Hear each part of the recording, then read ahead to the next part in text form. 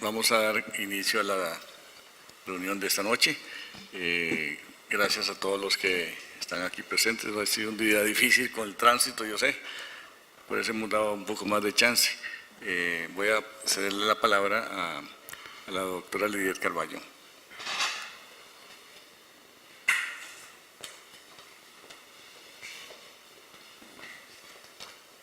Bueno, muy buenas noches.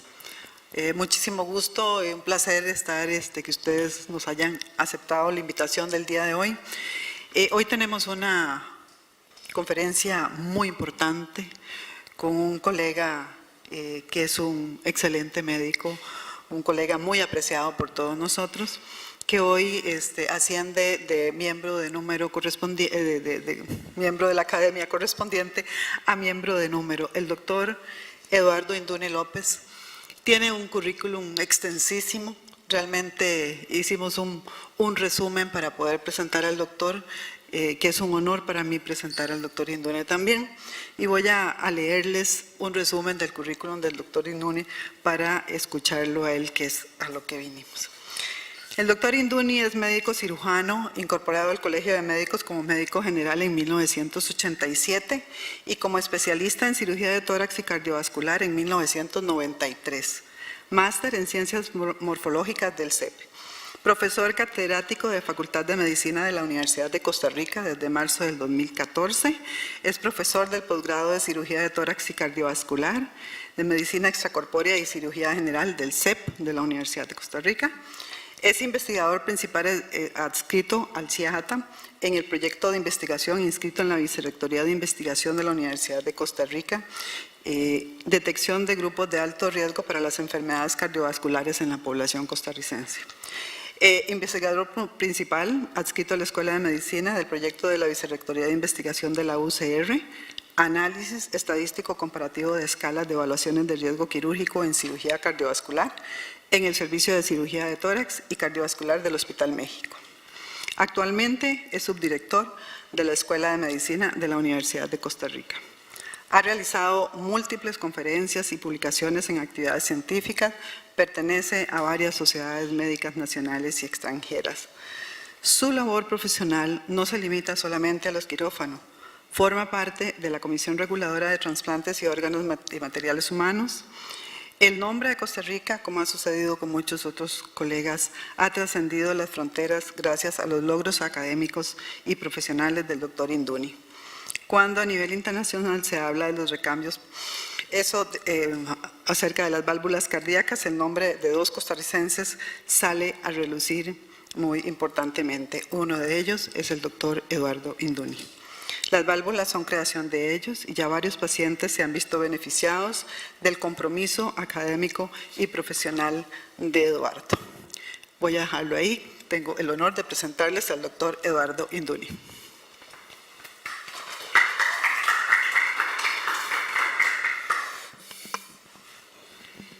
Bueno, muchísimas gracias. Se van a apagar las lucecitas estas de acá.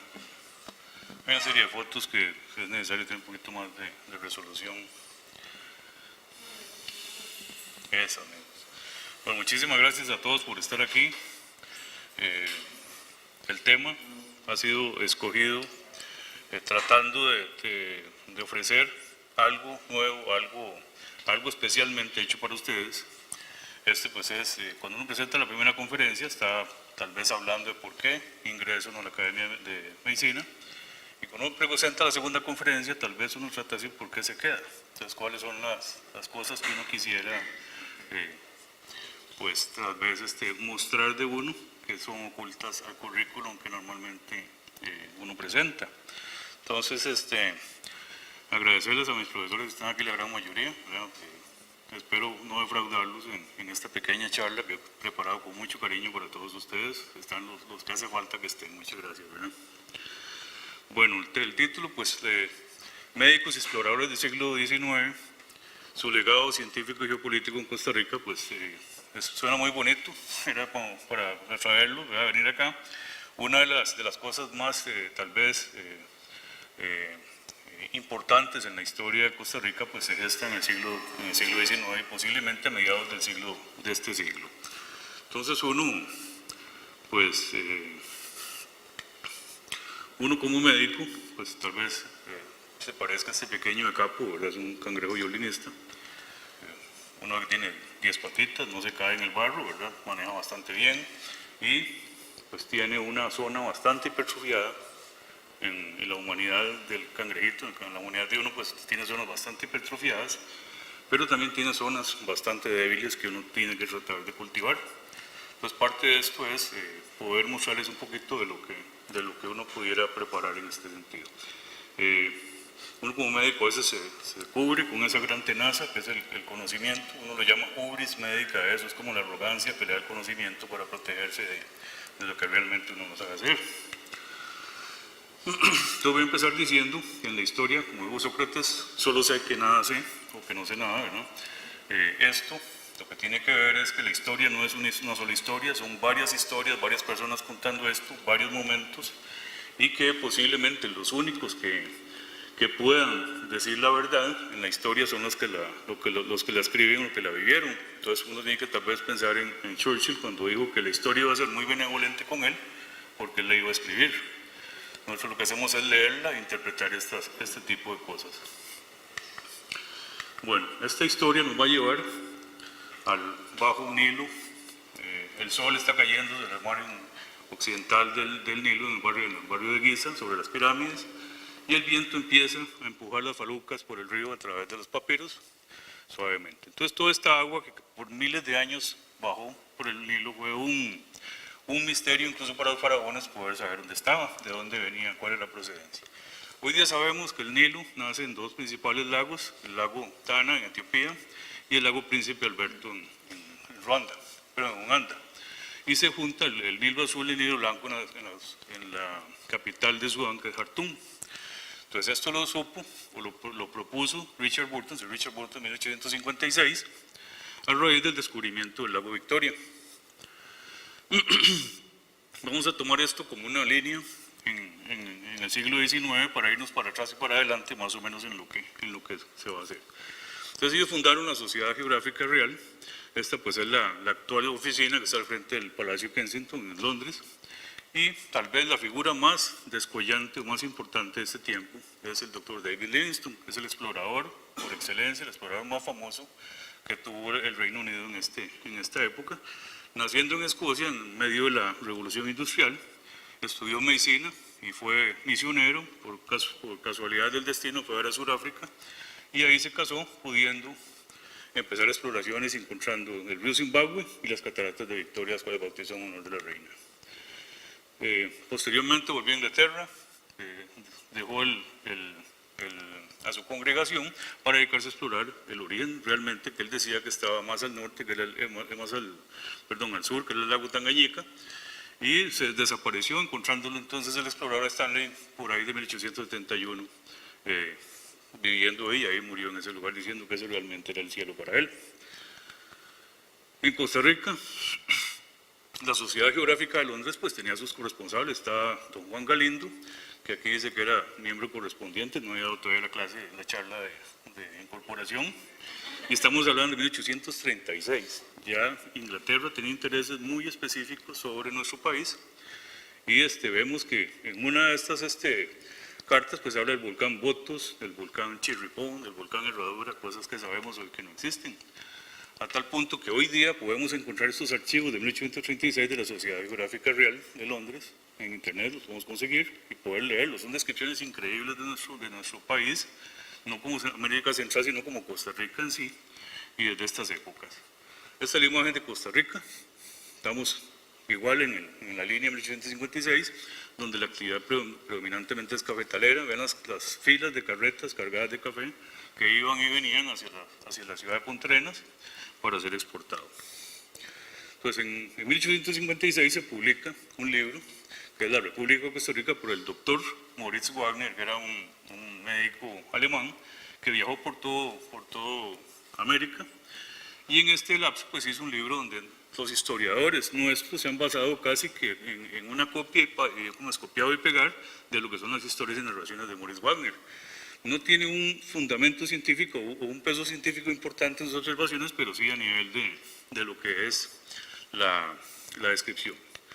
Entonces vean ustedes esta descripción del prólogo: Costa Rica, la más tranquila y feliz de todas las repúblicas de América Hispánica y una de las tierras más hermosas y privilegiadas del mundo, donde la naturaleza ofrece los diversos escalonamientos de la cordillera tan noble variedad de clima y productos, nos atrajo primero para los más largos estudios y observaciones. Esta es, después de haber visitado toda América, la conclusión que tuvieron a la hora de llegar a Costa Rica. Como fuentes historiográficas, tal vez tenemos el libro Costa Rica en el siglo XIX de Fernández Guardia, y que tiene una gran cantidad de dibujos hechos por Francis Megger, un escocés que vino a Costa Rica, por ahí publicó esto entre 1850 y 1860, y Ramón Pérez es el dibujante, que es un venezolano, que hizo todas estas, ¿cómo se llama?, dibujos, son los que hemos tomado como referencia para los libros de historia. Estas publicaciones de Megger aparecen en la revista Harper's, que todavía hoy se publica. Esta es la revista publicada el 3 de julio, ¿verdad? Y hay otra revista bastante importante en esto, que es la Frank Leslie, donde se sacan igual las principales ilustraciones del siglo XIX, donde principalmente la guerra de 56 es mostrada. La apacible ciudad de San José, 1846, pues de la catedral, una de arquitectura bastante simple, un lugar muy tranquilo, que ve con gran asombro la llegada de un extranjero, que si no hubiera sido porque andaba jalando siembros, como dicen ellos, y andaba jalando aparatos raros, hubiera pasado desapercibido. Y es Anders Ørsted. Este es el naturalista que, como forma seria, por decirlo algo, fue la primera vez que empezó a describir la flora de este país, y provenía de Dinamarca, de una familia muy importante. Este es Hans Christian Ørsted, es el que escribió las teorías del electromagnetismo, y que en el ranking, por decirlo así, de la física, está solo por debajo de Sir Isaac Newton y de Albert Einstein. Entonces, es una persona importantísima, de la cual viene ¿cómo se llama?, biólogo, bueno, en ese momento naturalista. Él se dedicó, venía desde Nicaragua, y entró por Punta Arenas. Dicen que casi se ahoga pasando los ríos en el invierno, que todos los ríos estaban crecidos, era un camino que existía nada más desde Punta Arenas hasta San José, pero hizo estudios increíbles donde las universidades estadounidenses en este momento utilizan sus dibujos de esa época para poder estudiar principalmente las palmeras y lo que son las plantas. Entre sus habilidades poco mencionadas está la cartografía. Hizo este bonito mapa donde se ve el Valle Central, el Valle del Río Grande, que drena hacia el Grande de Tárcoles, y el Valle del Reventazón. Muestra muy raro, un volcán reventado, que no estaba ahí pues, en nuestra memoria, y que en los dibujos que hace es una laguna que está en las faldas del volcán Irazú. En otras pues, publicaciones se puede apreciar que esto es realmente el cráter uno de los cráteres del sistema del volcán Irazú, lo que es hoy Parque de Prusia, ¿verdad? Y de ahí hubo un derrumbe muy grande, no tanto de la erupción del 62, 63, sino que un derrumbe muy grande, se abrió este lago y llegó todo hasta Cartago. Tuvo una relación con políticos de la época, don Francisco María Uremuno, que estuvo de presidente un par de años, pero dicen que llegó al gobierno y que de ahí se fue, que no volvió, y tuvieron que mandar varias personas para sustituirle en este momento. Tuvo un papel preponderante durante la campaña del 56, don Francisco María Uremuno, y ayudó importantemente a Ørsted en sus estudios. De hecho, entonces él nombró dos géneros, que era el Oriamunia pterocarpa, el árbol de gavilán, y el gavilán blanco, el Oriamunia mexicana, y todos tienen el apellido Ørsted asociado a estos géneros. Publicó este libro, al cual llegué en algún momento buscando el mapa que es la América Central, y que fue dedicado en forma póstuma al expresidente Uremuno, que murió de cólera en 1856, de la epidemia del cólera. Pues José María Costa Madrid, que fundó la Universidad de Santo Tomás en 1843, durante el gobierno del presidente José María Alfaro, le encargó a Ørsted de hacer un mapa. Este mapa era un estudio de la topografía de la zona norte y que tenía como objetivo poder hacer un canal interoceánico entre el río Zapoá y la bahía de Salinas. Entonces vean ustedes que el tema del canal interoceánico es un poquito más añejo de lo que nos podemos imaginar. Ahora vamos a ver por qué. Yéndonos un poquito para adelante, si los volcanes más del centro fueron descritos por Ørsted, Los del norte fueron descritos por otro alemán que fue Carl von Seebeck. El cráter del volcán Rincón de la Vida tiene este nombre, que fue el primero que subió. El tío del doctor Aristides Baltoano pues también subió, ¿verdad? Que era Edgardo Altoano. Y hay un libro escrito que fue rescatado después en tiempo de Mauro Fernández, Mauro Fernández para usar en el Liceo de Costa Rica. Hace aparición don Juan Rafael Mora, que tuvo un papel preponderante como segundo presidente de Costa Rica, después de José María Castro Madrid, que fue derrocado pacíficamente, por decirlo así, y fungió de 1849 a 59, fueron 10 años. En este tiempo, pues era un cafetalero con importantes inversiones en esto. Ven ustedes que de 1841 se exportaba café hacia Chile, al puerto de Valparaíso, y ahí sería para Inglaterra. Pero a partir de 1845, Santiago Fernández empezó a exportar directamente desde Costa Rica hasta Inglaterra el café. Entonces este es el navío Alción que empezó a hacer estos viajes. Costa Rica tenía minas de oro que eran del gobierno, tenía una casa de moneda, empezó a acuñar estas monedas. Alguno de ustedes tendrá esta moneda de dos escudos de 1855. Y en estos viajes que hacía la Alción, Juan Rafael Mora fue a Chile. Entonces fue varias veces a Chile, donde pudo tener amistades y donde vio una importante capacidad de proyección que fue la construcción de un museo de historia natural. En el momento en que Chile tenía un museo de historia natural, en Estados Unidos no existía ninguno. Solo existían en Europa y en Argentina, por decirlo así. Entonces fue su gran pasión y su gran deseo fue tener esto. Incluso hay unos que lo citan como un gran naturalista por hacer leyes que protegían, primero prohibían la caza del venado, los culeros virginianos, que en determinado momento, en un periodo de 8 meses, se exportaron 180.000 cueros de venado en este país. Vean ustedes la cantidad para la época que era.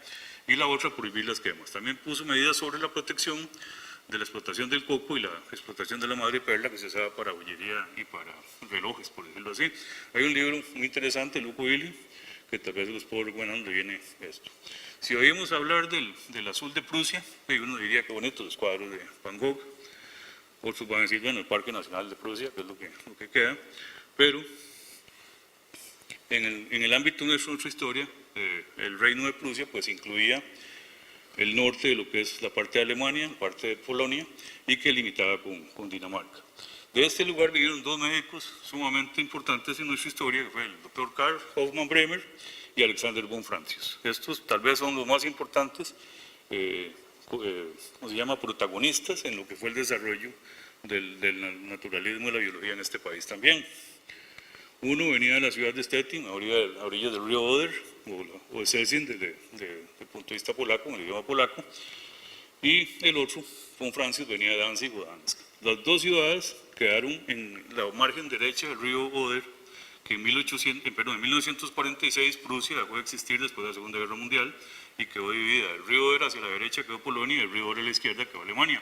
Ambas ciudades están del lado polaco, entonces uno puede decir o son polacos, o fueran prusos, pero no alemanes, porque siempre se ha dicho que son alemanes en todo momento, ¿verdad? Entonces es una cosa que yo quisiera tal vez en algún momento comprender. Ellos vinieron a nuestra tierra principalmente durante como las secuelas de la revuelta de 1848, donde se abolieron algunas monarquías. En Prusia más bien existió un reforzamiento de las monarquías con un endurecimiento de la represión. En esta época pues sale el manifiesto comunista, donde hay una tendencia a liberarse un poquito más de las monarquías.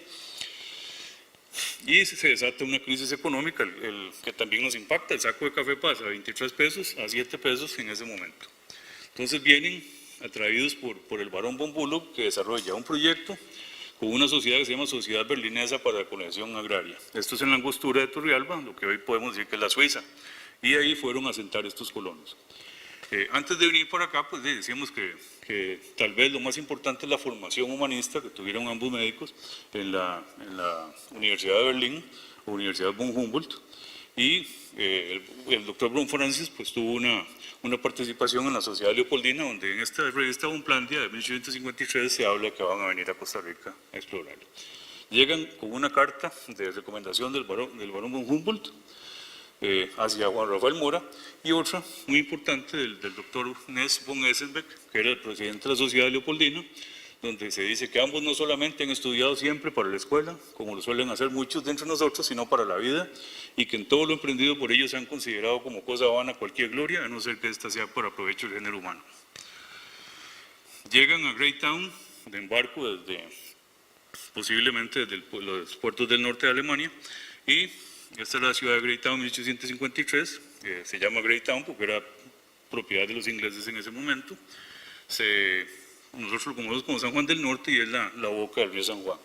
Ahí había que tomar un bongo, que era un barco de remos, remontar el río San Juan con las corrientes del invierno, y en un punto que se llama Hips Point o la Trinidad, en ese lugar los barcos vapores que iban desde el puerto de Greytown hasta el lago Nicaragua, hasta Granada, se surtían de leña. Y era el punto donde se entraba el río Sarapiquí. Hoy día pues es una ruta muy transitada desde el punto de vista turístico. Y llegaban a la ciudad de Puerto Viejo. Puerto Viejo era un caserío con 2 chozas de paja, y ese era Puerto Viejo. Entonces ahí llegaba, esa era la vía de entrada de Europa a nuestro país en esa época.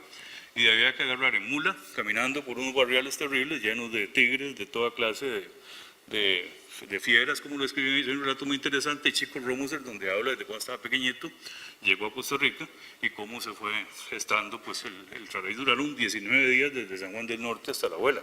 Vean ustedes lo que se duraba para poder caminar estas zonas. Pasan por San Miguel de Sarapiquí, pasa por la Virgen, se sube por la Cariblanco, se llega a Catarata de la Paz y se sortean todos los guindos que hay ahí, todos los ríos que hay. Esta ruta pues, fue encontrada por Miguel Alfaro, un alajuelense que lo hizo al revés, ¿verdad? En 1827. Se llega al Paso del Desengaño, que es entre el volcán Poás y el volcán Barba, y lo que se llama Barra Blanca hoy día. Y estos caminos pues ya se supone que eran más amplios y podía tal vez circular una carreta en esos momentos, ya no era el trillo que tenían las selvas, hasta llegar a la villa de Barba en Heredia. Si estuviéramos de San José al revés, lo que se llamaba el Camino Real de Punta Arenas, pues es una calzada de piedra que iba por la Bruca, pasaba ahí hacia el puente del Río Virilla. Esta es una foto de 1870, y estaba este puente que era el más grande, era de 3 arcos y de calicanto. Este puente en un principio se trató de hacer de madera. Esto que ven aquí, tal vez no lo ven muy bien, pero es un árbol de roble, es un juvenil roble del Cerro de la Muerte. Esa cosita blanca que se ve es mi esposa.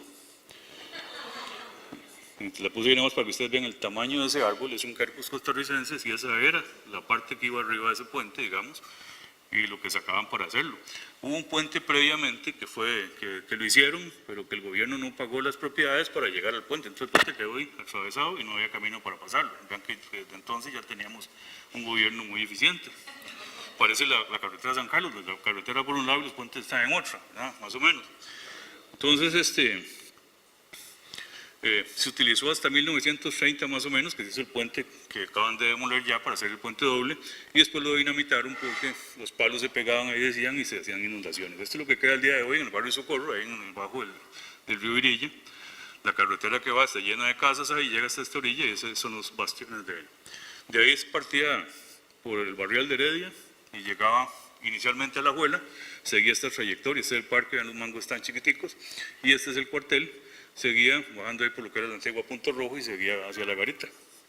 Yo vivo como a 25 metros de ese camino y recuerdo cuando ese camino era de piedra, era una calzada, después fue pavimentado.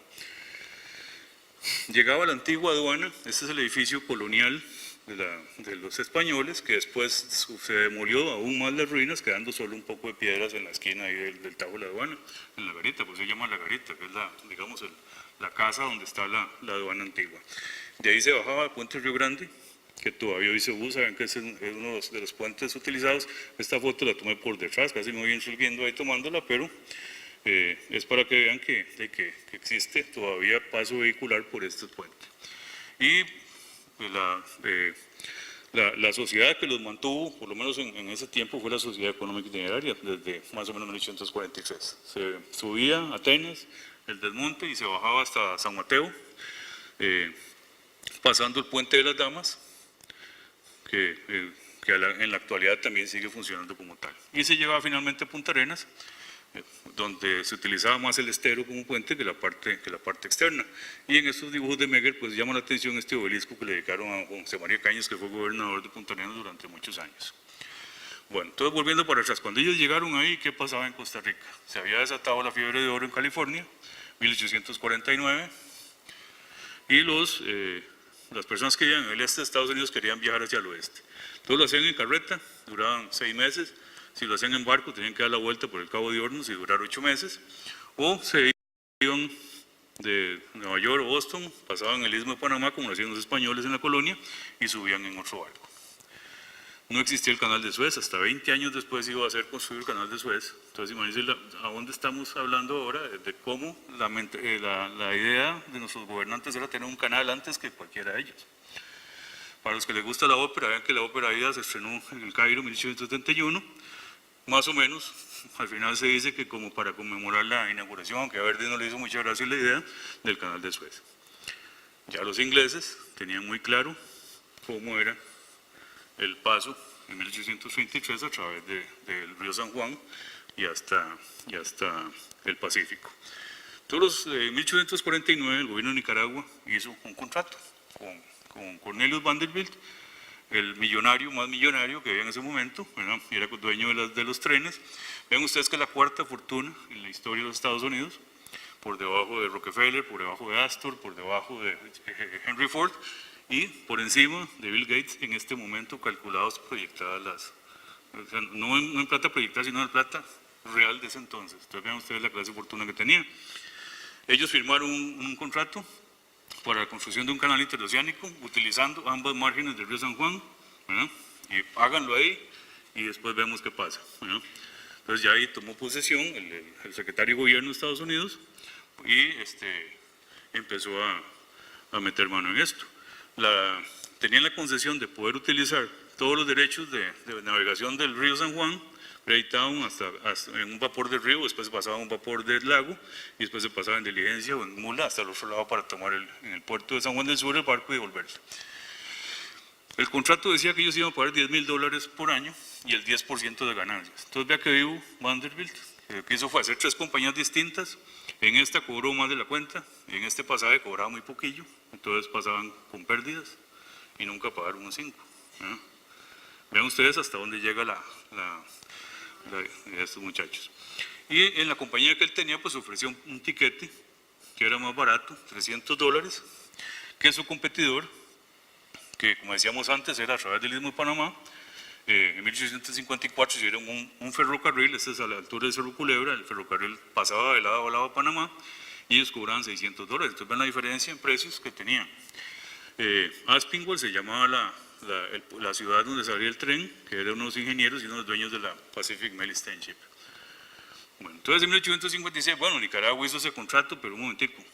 El mapa de Costa Rica aquí dice que en 1836 teníamos todos los territorios del sur, desde el escudo de Almirante a Veragua, y que en el norte, con la anexión del partido de Nicoya, teníamos desde el río La Flor y el borde del lago Nicaragua para abajo. Y nosotros, en vez de eso, pensamos en hacer un contrato con Inglaterra para poder realizar un canal interoceánico que el Congreso no aprobaba y no aprobaba y no aprobaba. Incluso antes que los nicaragüenses hacer el contrato con Vanderbilt, ya existía el contrato firmado con los gente de Londres, pero no se había aprobado. Entonces, tenemos en mente la figura de don Felipe Molina, que hizo un libro, como empezamos a recibir un ataque importantísimo en la prensa americana, porque eso era de Estados Unidos, se decía, eran los negocios de ellos, nosotros no se había aprobado porque todavía no teníamos claros los límites. Entonces, en ese momento, don Felipe Molina publica un libro donde se habla de todos los límites de Costa Rica, la historia de todo, con tratar de arreglar esto. Posteriormente lo hizo en Nueva York en español y este libro fue el libro de lectura hasta finales del siglo XIX, posiblemente en las escuelas, cuando se cambió la importancia del mismo. Don Felipe Molina tenía muy claro cuál era el norte del país en sus libros, pero abajo no saben cómo era. Vean que ni siquiera el Golfo Dulce tiene una forma parecida, y tampoco les interesaba mucho. A los ingleses sí les interesaba mucho, entonces tenían muy bien delimitada la Mosquitia, eso era territorio inglés, lo que se llamaba Belice, Honduras Británica, y para proteger la entrada del canal que ellos iban a hacer, tenían tomada las islas de la bahía de Roatán y una pequeña isla en el Golfo de Fonseca, está aquí, que era la isla del Tigre, para proteger sus intereses. Esta es la isla del Tigre, es un volcán que está en el Golfo Fonseca del lado Pacífico.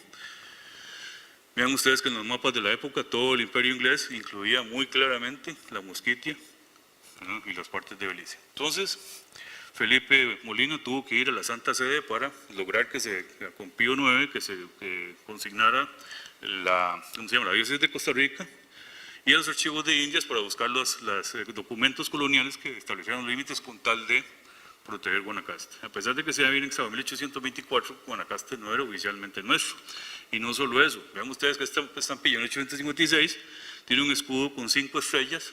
No teníamos a Guanacaste ni siquiera en mente, o sea, ya había una reconstitución de no decía que no estaba y que además el escudo no la reconocía.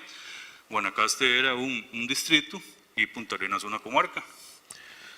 Como les decía antes, pues la corona inglesa, la reina Victoria, se hizo a un lado para que se hiciera de forma privada el contrato con Fairley Carmichael y se negociaron 3 cosas: la construcción del canal interoceánico, reparar el camino Sarapiquí iba a hacerlo utilizando el puerto de Greytown como tal, y colonización del trayecto porque la forma de mantener el camino circulando era tener colonos en estas orillas. Lo único que se hizo fue el proyecto de colonización, trajeron los ingleses, y esto es lo que hoy conocemos como el Cerro Inglés o el Cerro Guararí, es el que vemos ahí en Heredia, ¿verdad? Fue lo único que quedó, el nombre del proyecto, porque no se llegó a cuajar. Este libro es de Clotilde Obregón, para mí es el libro más espectacular que hay sobre este tiempo, ¿verdad? Y habla sobre el Tratado Clayton-Bulwer. En 1850, Estados Unidos e Inglaterra decidieron hacer un tratado de no intervención, de no colonizar y no tocar estos lugares, pero por una serie de problemas de la población de Greytown, en algún momento con la agresión que se le hizo a uno de los ministros de Estados Unidos, pues atacaron el puerto de Greytown y lo cañonearon, lo cavaron en 1854 y le quedó la vía libre a la vía del tránsito. Aparecen 2 personajes muy interesantes en 1854-55, son 2 filibusteros que se llaman así. Henry Kinney, que había fundado la ciudad de Corpus Christi, ¿no?, en Texas, y que venía de Nueva York con una fuerza importante a colonizar la zona de la Mezquitia. Lo que pasa es que perdió su financiamiento antes de eso y no pudo llevar a cabo su plan. William Walker venía del lado de San Francisco y pudo recolectar un barco y algún dinero con 58 personas que lo llamaron los Inmortales, para llegar a una Nicaragua, que en ese momento estaba una guerra civil entre los legitimistas del norte y los conservadores del sur. Mediante una serie de contratos anómalos, llegaron incluso a nacionalizarse nicaragüenses y a dedicarse a apoyar al ejército del presidente de la parte de León. Fue un médico graduado en la Universidad de Pensilvania. Esta fue la primera profesión que tuvo. Posteriormente hizo periodista y posteriormente abogado, pero ven que se graduó con un trabajo de la estructura y función normal de lirios del ojo.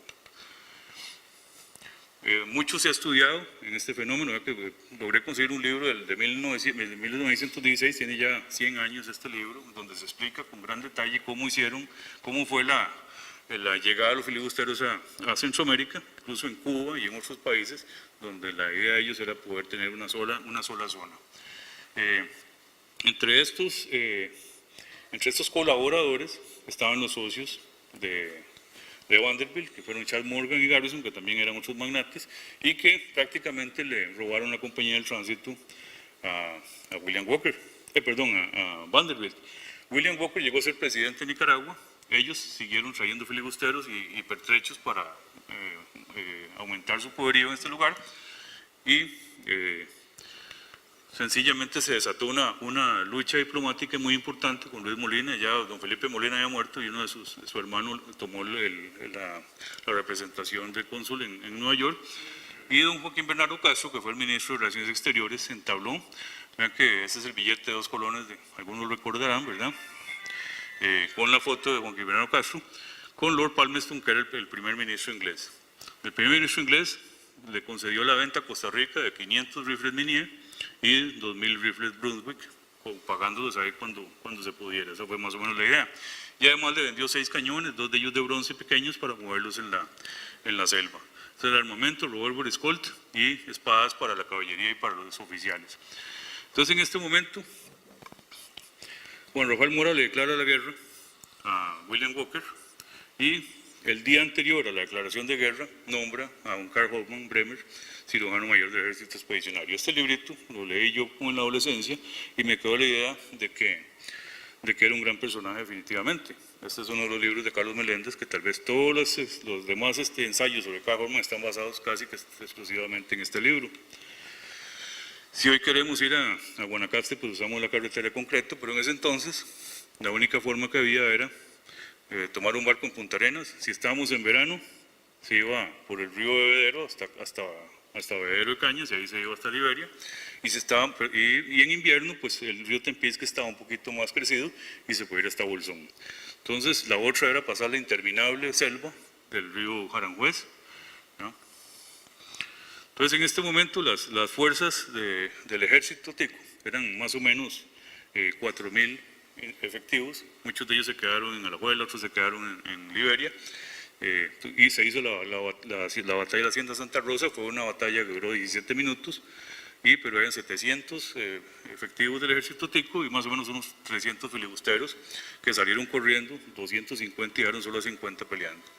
Entonces, vean ustedes que en abril está impreso una amenaza, digamos, una proclama donde dice que todo extranjero que se encuentre en territorio nacional con armas será fusilado, y en 3 idiomas. Se capturaron 20 filibusteros y se fusilaron 19.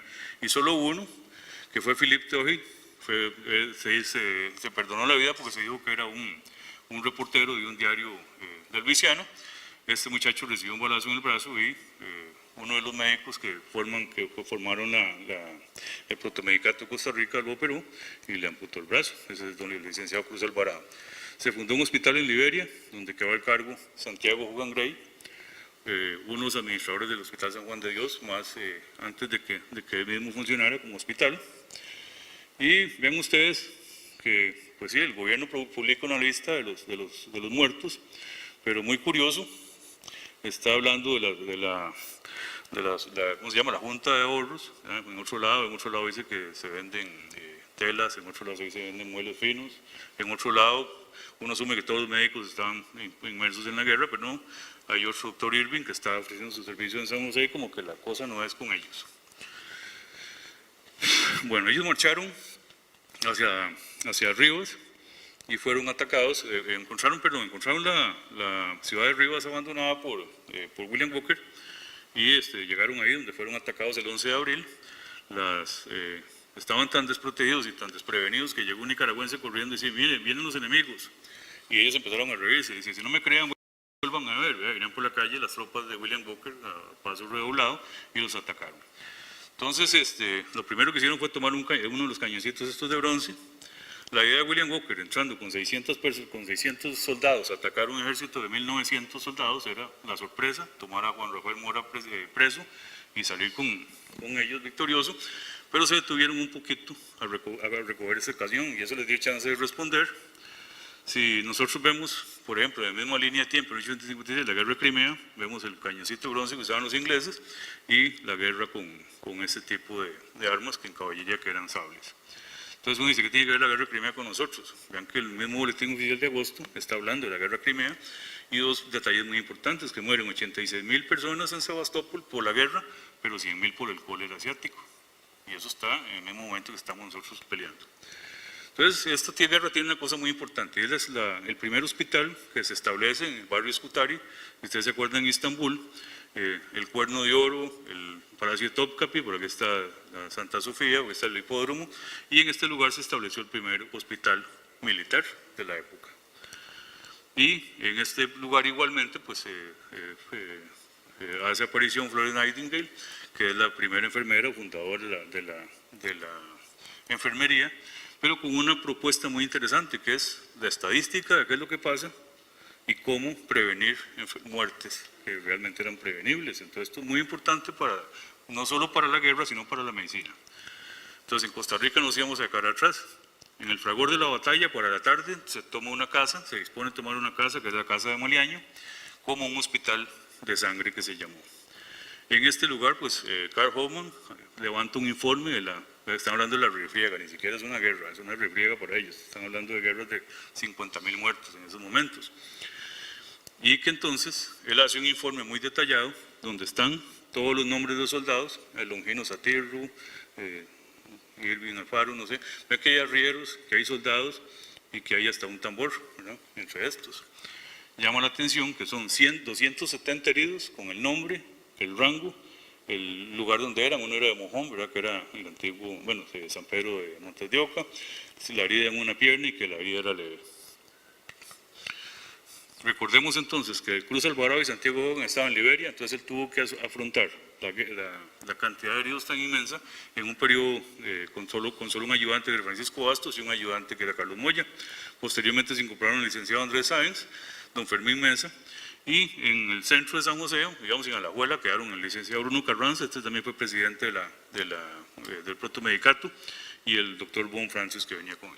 La lista de muertos del padre Calvo dice que eran 130, el licenciado Andrés Sáenz dice que eran 500, entonces hay diferencias importantes, ¿verdad? El doctor Horman pues realiza algunas amputaciones en piernas, dedos y brazos, pero en realidad por la cantidad de heridos que eran muy pocas, y de esos 270 heridos que se habla 57 que para mí eran mortales, eran heridas en tórax y en abdomen, así como en la cabeza, que iban a terminar en la mortalidad de los soldados. Vean que en ese tiempo la cirugía era un serruchito, lo que decían amputar. Vean que esta lesión en la tibia es una fractura comminuta, con una lesión de la arteria posiblemente, y que la única forma de salvar a la persona era amputándolo. A pesar de que se amputaban, muchos tenían pérdidas sanguíneas muy importantes y no llegaban a recuperarse de esto. Hay algunos detalles donde se habla, don Juan Rafael Mora pues escribe en un comunicado donde dicen cómo fue la guerra, cómo fue la batalla, cómo se ganó, y que la batalla duró toda la tarde. En la noche cesaron un poco las acciones, pero estaban esperando en la mañana, todavía no fue con la quema del mesón que se acabó la batalla, sino que al día siguiente ellos estaban esperando que amaneciera para invadir la iglesia.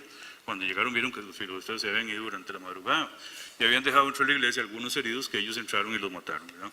Entonces William Walker en el libro que escribe reclama eso, ¿verdad?, que después de que los costarricenses entraron y mataron 40 personas desprotegidas, que el cólera morbus atacó al ejército costarricense y tuvieron que devolverse. Habían 20 heridos tan mal del cólera que los dejó ahí, y aún así le hizo una carta el general Cañas pidiéndole a William Walker que los cuidara, ¿no? Esto se vuelve a ver nuevamente. Esta es una de las cosas tal vez que no menos conocemos, y es el barco que se compró para llevar pertrechos de guerra a Nicaragua, y que en una batalla naval con unos barcos, que el único barco que tenían, se perdió todo esto, y todos los heridos fueron atendidos también por los médicos de William Walker. Costa Rica, pues posiblemente en nuestra idiosincrasia, vean ustedes que esta es la estadística del Hospital San Juan de Dios del 7 de junio, de junio 56 a junio 57, donde se atendieron 217 heridos de Estados Unidos. O sea, todos los filibusteros estaban en Granada, se vinieron para Costa Rica a ser atendidos después de esto, ¿no? Y bueno, ahí eran los estadounidenses, pero posiblemente había más de uno allá. Y vean ustedes que pues este tipo de prácticas ya las había pues por lo menos adelantado nuestros ejércitos antes de la idea de hacer una fuerza neutral, ¿verdad?, que fue Jean-Henry Dunant. Ya que la idea fue en 1859, muy tarde de eso, ya que la Cruz Roja Internacional se fue haciendo en 1823 el primer premio Nobel de la Paz de la historia, ¿verdad?, que es a Henry Dunant por la fundación de la Cruz Roja. Dice que entonces, los heridos que teníamos en Rivas fueron pasados a San Juan del Sur, y el gobierno alquiló un barquito, un bergantín, que se los trajo directamente a Punta Arenas, donde fueron recibidos por el doctor Alejandro Bon Francis para curarlos. Eran 90 heridos, los otros no se sabe cuál fue la suerte que tuvieron, y el cólera venía ahí. El capitán de ese bergantín se murió. Entonces el cólera también fue llevado por los mismos soldados hasta San José, desencadenándose la epidemia. Hay algunos libros que hablan sobre la guerra del magnate, ¿verdad?, que era el comodoro Cornelius Vanderbilt. Él contrató a Silvanus Spencer, que era un señor que tenía un barquito en el San Juan, que se conocía a todos los recovecos, y lo nombró general, le dio mucho dinero, en ese momento eran como $3 millones, para patrocinar la caída de William Walker, porque él dijo, los voy a arruinar a sus socios, que realmente lo que hicieron fue vender las acciones de ellos. Y en el momento que ellos vendieron las acciones, le dijeron a William Walker que tomara confiscara todos los activos de la compañía de tránsito, y así lo hicieron. Entonces mucho se habla de lo que sucedió en ese momento. algunos pues escriben que no tuvo nada que ver Vanderbilt y Spencer y nada de eso, sino que fue nada más la acción de 1000 soldados que fueron hasta el río San Juan, pero ven ustedes que Armando Vargas, en lo que escribe, incluso llega a dar la razón por lo que dice, ¿verdad? William Walker, pues en su tercera llegada a Centroamérica, es capturado por el capitán Salmon del barco de su majestad, el Icarus, de la reina de Inglaterra, y se lo entrega a los hondureños donde lo fusilan. En las llegadas de William Walker a Estados Unidos, muchos lo recibieron como un héroe, pero esto no hay que verlo como la generalidad de la población. Vea que los mismos americanos tuvieron una guerra donde pelearon durante muchos años para poder combatir la esclavitud, y estuvieron cientos de miles de muertos tratando de combatir la esclavitud. La misma esclavitud que trató de combatir el Sir David Livingstone en África cuando estuvo allá, en sus viajes. ¿Qué pasó con Cornelio Vanderbilt? Terminada la guerra americana, pues terminaron el primer ferrocarril intercontinental en 1879 y ahí siguió ganando mucho dinero, ¿verdad? Ya no tuvo que estar en Centroamérica. ¿Qué pasó con el canal? Vean ustedes que desde 1524 Hernán Cortés se había escrito al rey de España: el que posea el paso entre los océanos podrá considerarse dueño del mundo. Pues había muchas rutas posibles, y de Tehuantepec, en Nicaragua habían como 5 más, en Costa Rica el del río Zapuán, y en Panamá una serie más que iban incluso hasta Colombia y Ecuador para hacer este canal interoceánico. ¿Quién se ganó al final de cuentas en 1903? Fue Panamá, porque en el Senado de Estados Unidos, cuando se iba a patrocinar la construcción del canal, hicieron circular esta estampilla donde está el volcán Momotombo haciendo erupción, y no había duda de que era peligrosísimo hacer un canal en Nicaragua, ¿no? Entonces esa fue más o menos lo que pasó. Si alguno quiere leer algo con respecto a lo que es la salud pública en este tiempo, pues está el documento del doctor Lagner y algunos otros documentos con respecto a lo que fueron los extranjeros en el país. Para terminar la labor del doctor Hoffman en este momento, pues ahí uno tiene la foto que yo veo todos los días en la mañana: el volcán Poás haciendo erupción, el volcán Tolurán haciendo erupción y el volcán Poás. Ahí está enfrente de la ventana de mi casa todos los días. Carl Hoffman pues estuvo también enfrente y siempre quiso subir estos volcanes. Entonces, él publicó 2 cosas muy importantes en la revista. Estaba un plan, ya habíamos dicho, esta la instauró Jaime von Plan, que era un médico francés que acompañó a Alexander von Humboldt en su viaje, y que uno de los cerros más importantes de Venezuela, por decir algo, se llama así. Él pasó sus últimos días en América del Sur, donde se dedicó al desarrollo de la botánica. Entonces, esta es la excursión al volcán Cartago. Esta es la copia del original de la publicación de Carl Hoffman, donde describe el trayecto, los robledales de los cerros del Tablazo, y mide algunas temperaturas con un sistema que es el de Reaumur. La escala de Reaumur es una escala que va a ser 80 grados y que hay que multiplicar con 1.25. No sé por qué. No a las alturas exactas. Ahora pues muy fácil, usted agarra el teléfono y aprieta un botón y le va a la altura, le va a dar a qué temperatura hierve el agua, todo eso, y las coordenadas donde está. En ese entonces, para calcular la altura, pues es calcular la temperatura a la que hervía el agua, y ustedes decían a qué altura estaba. Hace una descripción muy interesante, que este es el volcán Irazú, posiblemente muy similar, porque habla de 7 hornillas en el Irazú. Hoy día no las vemos, y la presencia de una laguna arriba. A él le llamó la atención poderosamente cómo variaba la vegetación en el país conforme se iba subiendo unos estratos, y sobre todo describe las nubes en una forma, con una prosa muy interesante y un gran cariño. Uno puede ver la pasión que le ponía a lo que él describía, casi que era poético, porque me imagino que usted ve una planicie allá del norte de Alemania, pues no iba a ver estas nubes jamás en la vida, y esto fue lo que más le impresionó los paisajes. Su labor como zoólogo y naturalista se apoyó en científicos alemanes como Cabanis para la ornitología y como Peters para los mamíferos. Describió el perezoso, que es el Colepus hoffmanni. Él mandó la piel allá a Alemania, en Berlín, y ahí se le dio su nombre. Es como el ícono del turismo en este momento en el país. El carpintero, ¿verdad?, de Hoffmann, que es el Melanerpes, y una gran cantidad de plantas que él pudo clasificar y que fue su pasión. La excursión al volcán Barba igual se vio publicado en el mismo revista, y narra con mucha emoción tal vez, él habla de magníficos pastos, de magníficas reses, de magníficos, ¿cómo se llama?, vistas, y hace una descripción muy detallada de todos los musgos, de todas las... es un paisaje muy bonito, lástima la resolución, ¿verdad?, pero es el volcán Barba que conocemos, y habla de árboles con diámetros de 30 pies, dice, bueno, 10 metros, ¿cómo va a hacer eso? Eso es un palito que se cayó en el volcán Barba, esta es mi esposa otra vez, y ven ustedes el diámetro que tiene la raíz. O sea, son árboles inmensos, ¿verdad? Que yo me maravillo cada vez que veo estos árboles y pienso en que estos árboles todos se cortaron cuando hicieron las carreteras interamericanas, sobre todo en el Cerro de la Muerte, donde todos se convirtieron en carbón, ¿verdad? Algunos se vendieron a España para hacer barriles para el vino y otras cosas, ¿verdad? Pero la gran mayoría fueron quemados y no se recuperaron. Esta es Lagunera insignis que describió también Horst. Esta es la famosa sombrilla pobre y una hoja grandísima, ¿verdad?, que está en estas zonas. Y también hizo descripciones muy importantes de las zonas climáticas y también, pues igual, de los animales que vivían, los quetzales, los tapires y la vegetación. Para 1858 el gobierno le dedica una pensión vitalicia porque estaba enfermo. Ya desde que subió al Irazú habla que se asfixia, que no puede caminar, entonces se va a vivir a Punta Arenas, donde mejora, posiblemente tenga alguna estenosis mitral. Han hecho una serie de conjeturas grandísimas por lo que tenía, pero yo creo que esa fue más o menos la evolución de él. Y una hora antes de morir, el 11 de mayo de 1859, pues escribió una carta a Juan Rafael Mora, al cual admiró mucho tiempo. Él fallece, la esposa de él falleció unos meses antes de tifoidea en Punta Arenas, y ambos fueron sepultados en Esparza. Esta es la iglesia de Esparza. Esta torre pues, fue botada por un terremoto en 1910. Esta torre la hizo mi abuelo, Aurelio Fasola, hace mucho tiempo. Entre las cosas que hacía también era constructor. Entonces, él se enterró ahí en Esparza.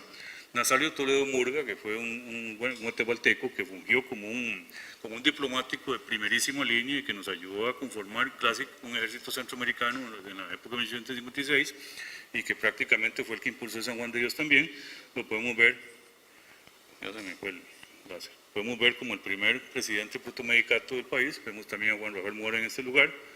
Y él recibió los honores, él fue exhumado de Esparza y el 29 de 1929 se le dio un funeral de Estado. Viene Cleto González Víquez atrás y viene la carroza con el féretro en el ámbito de la inauguración del monumento a Juan Rafael Mora. ¿Qué pasó con Juan Rafael Mora? Ese es el golpe de Estado más sonado de la historia. A las 3 de la mañana, dice, se presentó el sargento Sotero Rodríguez y le dijo, señor presidente, acompáñeme al cuartel. El cuartel estaba a 2 cuadras de ahí, él lo acompañó y ese fue el golpe de Estado, ¿no? De ahí fue deportado hacia El Salvador. Esto pues lo encabezó la cúpula militar, Lorenzo Salazar y Máximo Blanco, que pelearon junto con él ¿cómo se llama?, en Rivas, y quedó en su lugar el presidente José María Montalegre, que también lo tenemos aquí como unos expresidentes médicos también, ¿verdad? Empieza, como para terminar el segundo capítulo de la charla, que es más corto, la vida de Alexander von Fraxius en nuestro país. Pueden leerlo, tal vez en la compilación del Elías Celedón vienen varios de ellos, y este libro Trópico Agreste, que es una compilación bastante completa de lo que fueron los biólogos y los naturalistas en Costa Rica, y siguen insistiendo en que eran alemanes, no sé. Él realiza un informe, porque le toca asistir al momento en que Juan Rafael Mora llega nuevamente a Punta Arenas para volver a tomar el poder. Él lo hace el 17 de septiembre, lo hace porque era para celebrar la independencia, pero el vapor no llegó el 15 de septiembre, entonces llegó hasta el 17. La otra es que tenía el río, se suponía que el río Barranca estaba crecido, no había un puente, entonces si tomaban Punta Arenas, nadie iba a poder llegar a atacarlos. Y entonces le toca estar en la batalla de la Angostura. Esta batalla de la Angostura, entonces, cuando llegan las tropas del gobierno a atacar, las tropas que tenía ya don Juan Rafael Mora ahí, la ciudad de Punta Arenas había sido tomada previamente por el lugarteniente, que era el general Arancibia, que era un chileno igual, que había colaborado con la guerra del 56. Y de esta guerra o esta batalla existe un mapa en el Archivo Nacional, ¿verdad?, que es de 1860, donde se hablan de toda en la Angostura, la parte más delgadita de la península Lengüeta hasta de Punta Arenas, y cómo había un pequeño trencito jalado por burros, cómo estaba distribuido las trincheras y los barcos. Como les decía antes, en ese tiempo no estaba ese fue el primer puente, el puente del tren. No había un puente que pudiera comunicar Punta Arenas con el resto del país, entonces hacían una barca y este río se suponía que estaba seco. Entonces él fue el único médico que atendió en esta batalla. Entonces dice que el primer herido que asistió fue el coronel Pi. Vean la descripción que da: un balazo en el muslo izquierdo le había trozado la arteria, de manera que con un gran derrame de sangre que producía esta herida y otra al costado izquierdo, ya estaba agonizando.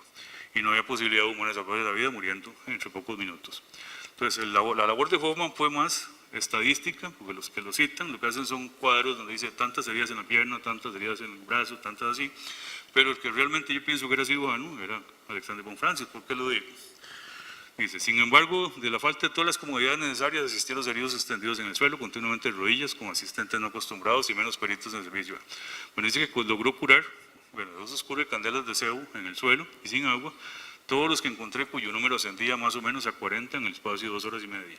Entonces vean lo que va a hacer eso, sin luz, sin agua y sin quien lo ayudara, solo. Si uno le llega en emergencia, dos baleados y se muere el susto, ¿verdad? Imagínate lo que es recibir heridas de cañón, heridas de bala de ese tiempo, eran unas balotas grandísimas, ¿verdad?, que producían lesiones muy grandes. Y no solo atendió a los propios, sino también a los enemigos, llegando a ser 66 pacientes en ese momento. A todos les hizo un triage en ese momento, lo describe perfectamente, cómo montó en los carritos del tren, que eran carromatos, y se los llevó ahí con el burro, los más graves primero y después los menos graves. Y después le llegó a llevar don Cruz Alvarado. Cruz Alvarado estuvo en todo lado, no en vano, fue igual uno de los presidentes del Protomedicato, también lo tenemos allá en las fotos, ¿verdad? Y casi que todo lo hizo solo. Describe que las heridas de arma blanca y bayoneta eran de los contrarios, y los propios tuvieron heridas de bala y de metralla, y casi todas las heridas de esta clase han tocado más o menos los huesos, por cuyo motivo su curación es muy lenta. Las heridas que estaban en el tórax, que era el arca, ¿verdad?, o el vientre, eran mortales. Y después habla de que 5 personas escaparon de heridas de la cabeza, uno que tenía una rotura con depresión de los huesos de cráneo, que se habla, yo creo, de la primera esquilectomía en la historia de este país, donde se opera un paciente en condiciones deplorables en guerra y se le extraen huesos del cráneo, ¿verdad? Yo pienso que el nivel de experiencia o de académico de von Francis superaba por muchísimo a cualquier otro médico que haya llegado a nuestra tierra. Habla igual de las amputaciones que se realizaron y cómo murió de tétano. La labor científica de von Francis es grandísima, existen por lo menos unas 15 publicaciones en nuestro país. El viaje al Reventazón, habla sobre los hervideros y los volcanes de Costa Rica, y tal vez el más sonado pues es la ascensión al volcán Poás en marzo de 1860, donde describe la laguna de los Patos, que se llega a encontrar, y vean ustedes que el cráter principal del volcán Poás se llama cráter von Francis. Entonces vean la importancia que tuvo en la clasificación y el estudio de los volcanes de nuestro país.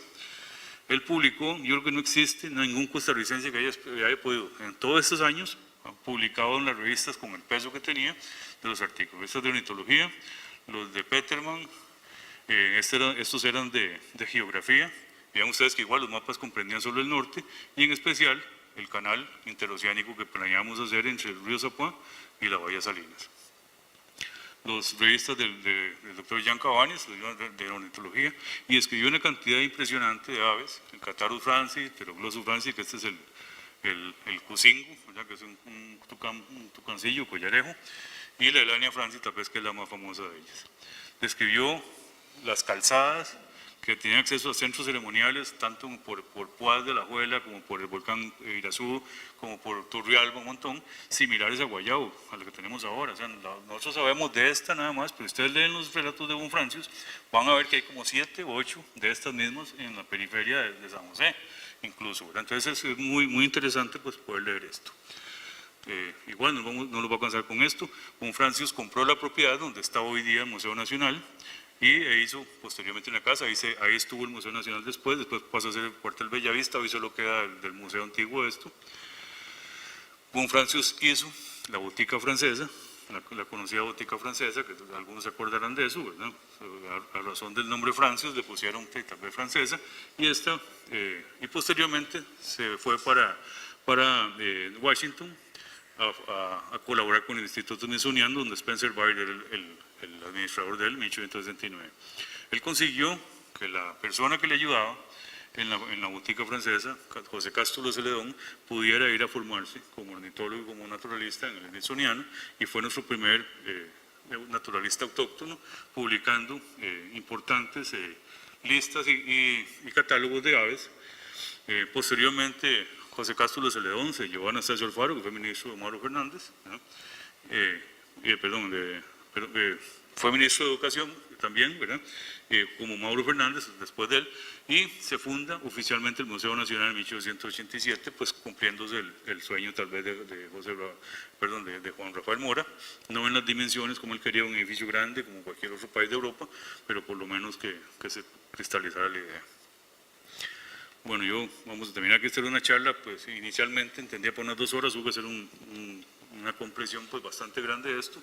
Disculpen si existen algunas pérdidas de continuidad en la misma, pero espero que pues podamos haber sido un poquito más extensos. Son cosas muy interesantes que tienen que ver con tal vez con nuestro quehacer. El legado pues fue muy grande, yo pienso que es hasta cierto punto, hemos sido un poquito mezquinos con el doctor Bonfrancis, ¿verdad?